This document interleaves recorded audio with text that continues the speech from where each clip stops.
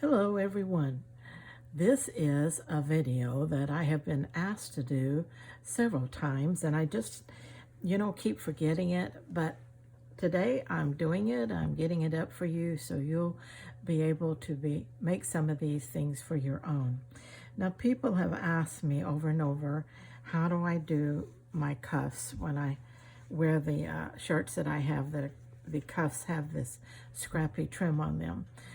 And so today I'm going to show you that, and it's really, really, really simple. Here's a strip, and I would have a strip like this, and I would simply cut it. And what I do is I start right at the edge of the snaps or buttons, sew it down to the next. I don't try to cover where the snaps or buttons actually are. So it's just basically cutting a rectangle the right length off of this trim once you've made it and sew it onto the cuff. Now you can't get easier than that, can you? This is also great for collars. If you want to cut it and put it on your collar, you might want to make it not quite as wide as this one. The width is entirely determined by you. This is, let's say, a 2 1/4.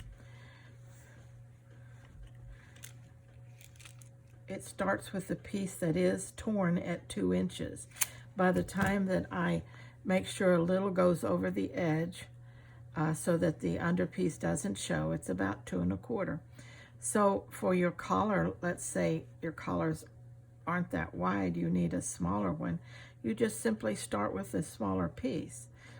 Maybe instead of 2 inches, maybe it's 1 1/4 inch, 1.5 inch, whatever you would need just to sew on your collar. Or you could use a wider one and even contour it, cut it angled to your collar and contour it and cover the entire collar. And however you wanted to do it like that. And of course you can do it on your cuffs any way you want to do it. This old shirt of my husband's was totally, stained in such a way that you couldn't get the stains out. And so I thought, well, I'm always chilled, it seems. And so I'll just have that. And I'll just put a little trim on the edge of that, and there you go. Now this is raw edged, and as you go and use it, it frays. The raw edges will fray, but I love that. If you love that, then you're going to love how this works. It's securely sewn down. It's not coming off, but a lot of these edges aren't sewn down. A lot of these edges are pretty free, so they can curl up and they can fringe and they can do whatever they want to do. All right, you can see that every kind of fabric in the world is on here. So you take your base fabric, and you can see I have made 4 runs down this. What I normally do is I start with a piece of fabric, and I will tear my fabric in 1/2 inch, 3/4 inch, 1/2 inch, 3/4 inch, something like that, pieces, and then I will start.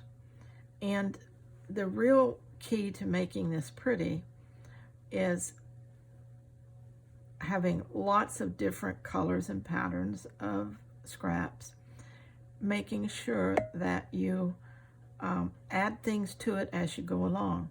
So let's say, let me get another piece here.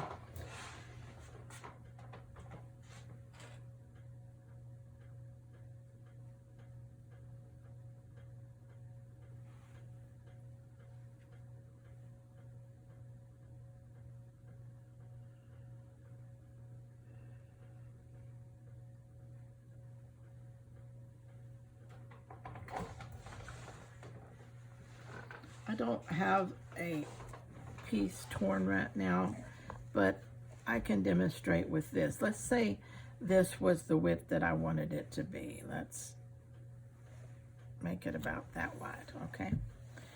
And let's say that I'm going to start with this piece, and I'm going to come out here and I'm going to lay it right where it just covers the edge, okay? But I am going to about halfway down change it up, and I'm going to put this one in there. So I'm going to start sewing on the outside edge. I'm going to come over this. Now I will cut this one right here. All right, I'm not going to waste it. I'm going to cut it off.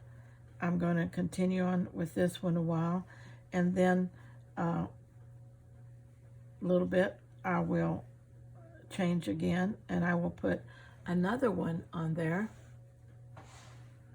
so that, I hope you're seeing this, so that I can keep on changing up. You'll see how that works.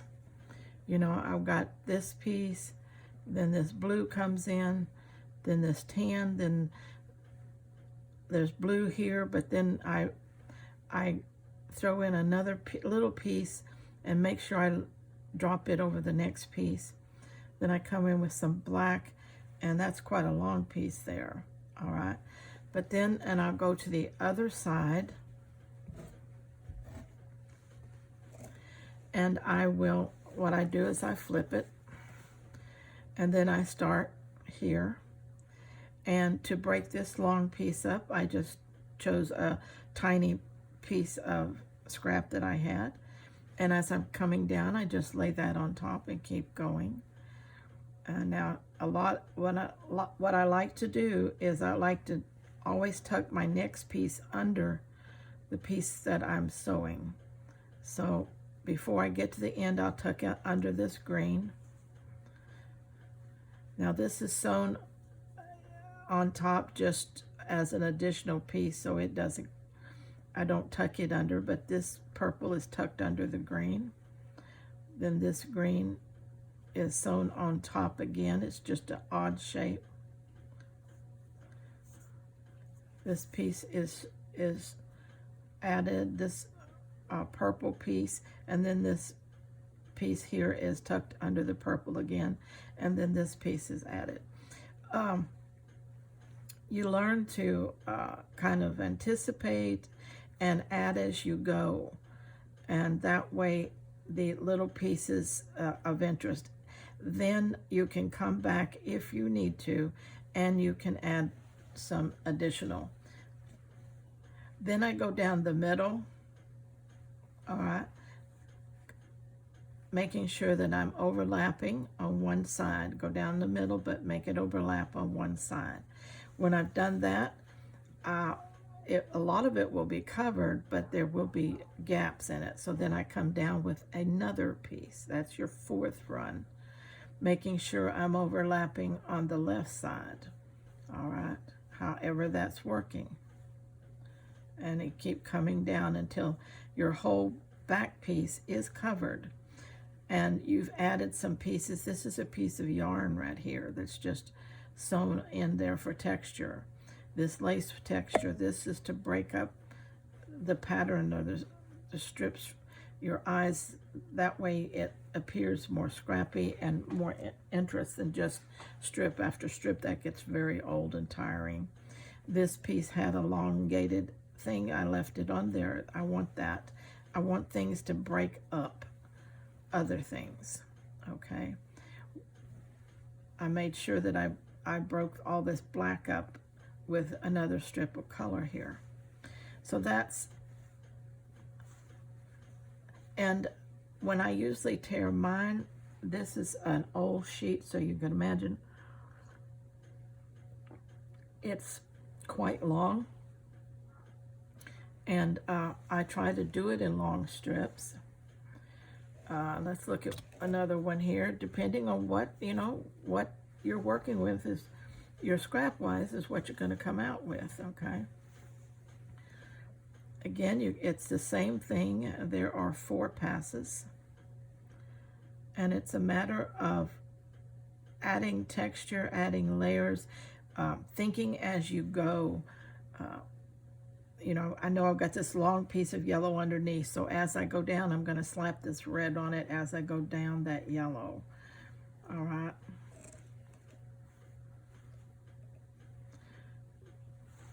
Then I'm going to tack on some red lace. I'm still running that deep yellow down.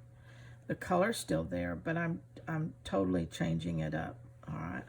Then coming back up and starting on the other side, or working back from the other end. You can see that I put the yellow, the purple, the blue and the purple underneath it. Then I stuck this odd shaped piece on top of that purple. I stuck this green piece on top of that before I finished sewing. Then this strange blue piece here. Then some smaller strippy ones. Then some just torn lace. You see what it takes to make it interesting. So it's not a matter of just sewing strips. It's a matter of designing as you go. Breaking up those strips so that you get, your eye doesn't see, when your eye looks at this, it sees patchwork. It doesn't see strip work. And that's what's important. Because if it sees strip work, it's very boring to the eyes. You want it to appear to be patchwork. Now, when I first started doing this, I wasn't very good at doing that as I went. So a lot of times I had to come back and add pieces down that strip to, but now I can do it as I go, and I very seldom go back after I make those 4 passes. I very seldom go back and do that. Now, if I'm doing like a 1 or 1¼ inch, usually it's 2 passes and maybe a third to put some interest in it. Again, your colorization is going to depend entirely on your scraps you're using, and you can use all kinds of stuff. It doesn't have to be just cottons, but I do use primarily cottons. Some home decor fabrics work too. Pieces of lace are great. Pieces of trim that you have are great too. And you can see how the patchwork goes down. Now this one has a very long running piece of this blue, which is really unusual for me. But I thought I could get by with it because I had so much other textual interest going on. You know, but if it bothered me, I would just get a strip or a square or a circle. I would get something and I would sew it on there and break that up. All right. So it's very doable. It's very easy. It's definitely a scrap buster. I would suggest that you spend a little time first just tearing strips of fabric. Now, they don't have to be long strips. If you've got, for instance,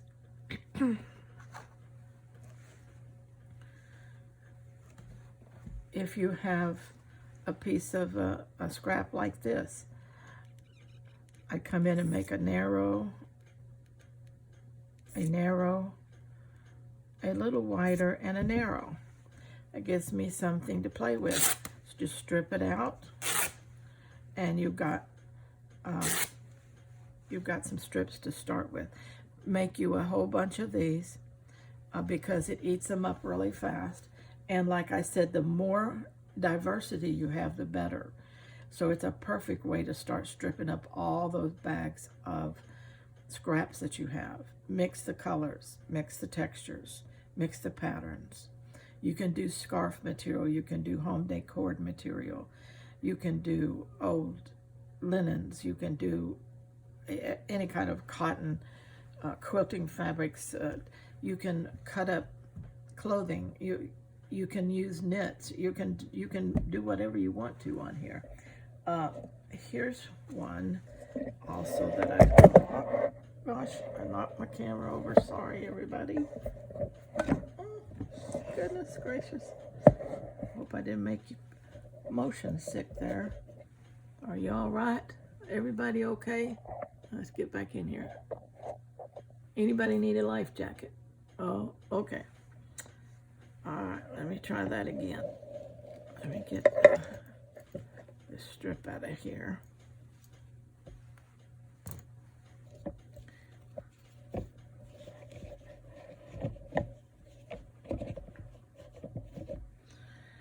All right. This one is made out of scarf material. I started with a 1.5 inch piece of cotton backing. Okay, you can see that I sewed it together to make it work because I didn't have a lot of length of that, so I sewed it together. Then I took some scarf fabric and stripped it. Now this only has it has 4 passes because it's got an outside right close to the edges, and it's got 2 on the inside to catch these on the inside. Isn't that pretty? Wouldn't that make a gorgeous cuff? Okay. So I have this, I have used it on a couple of things, and it's here ready for me to use again next time inspiration hits me. All right, I hope that explains it well enough for everybody to be able to go and create their own. And until next time, let's stay scrap happy.